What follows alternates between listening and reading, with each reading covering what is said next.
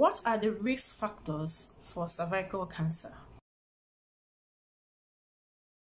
Those at higher risk of developing cervical cancer includes girls who start having sex very early in life.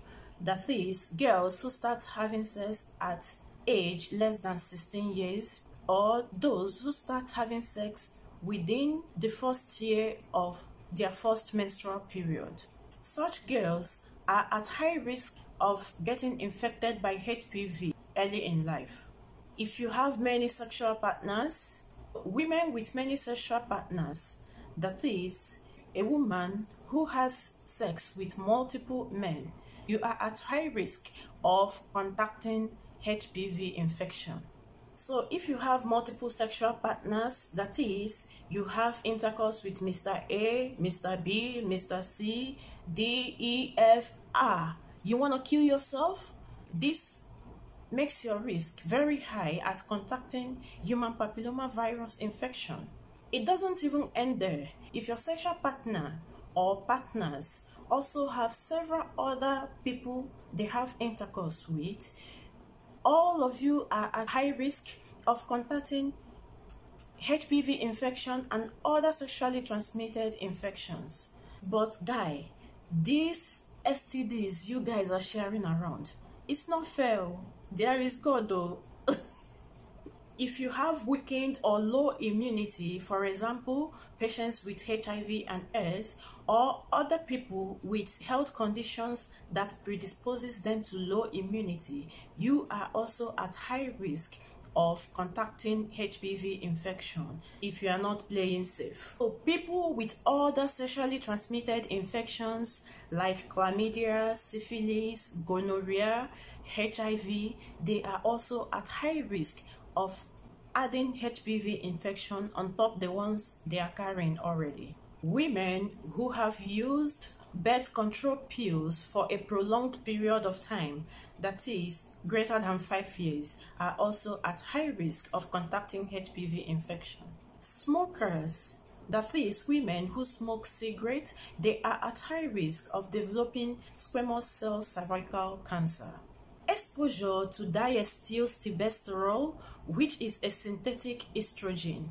This drug is used in the 1940s to 1971 thereabout to prevent miscarriage in women. So if your mother took this drug while pregnant for you, you may be at risk of developing a type of cervical cancer called clear cell adenocarcinoma. Now, let's go into the symptoms of cervical cancer. Symptoms of cervical cancer. Because cervical cancer is a very slow growing cancer, symptoms and signs do not actually appear in the early stages of the disease or in the precancer stage. Therefore, by the time you start seeing symptoms, it could be that the disease may have already advanced. So such women may feel symptoms like pain during sexual intercourse or pelvic pain, bleeding from the vagina after sexual intercourse, unusual vaginal bleeding, that is, bleeding in between periods. Your menstrual period might unusually become heavier or longer, bleeding after menopause, or bleeding after pelvic examination. Unusual vaginal discharge, which may be watery, bloody, heavy discharge, and this discharge is foul smelling with very bad odor. When the cancer has spread to neighboring and distant organs in the body, the patient might start having other symptoms like pelvic pain, difficulty urinating, painful urination, and they may also have blood in their urine. The legs can start swelling up. They can also progress to kidney failure, bone pain, fatigue, and a feeling of generally being ill. Such patients can have loss of appetite and weight loss. They can also have other symptoms like diarrhea, constipation, pain and bleeding from the rectum and anus during defecation or when passing stool. They can also have swollen abdomen, nausea and vomiting. So my dear lovely ones, I'm going to end this section here. In my next video, I'm going to be talking about the prevention and treatment of cervical cancer. So make sure you watch my next video to get the full knowledge you need on cervical cancers. Thank you very much.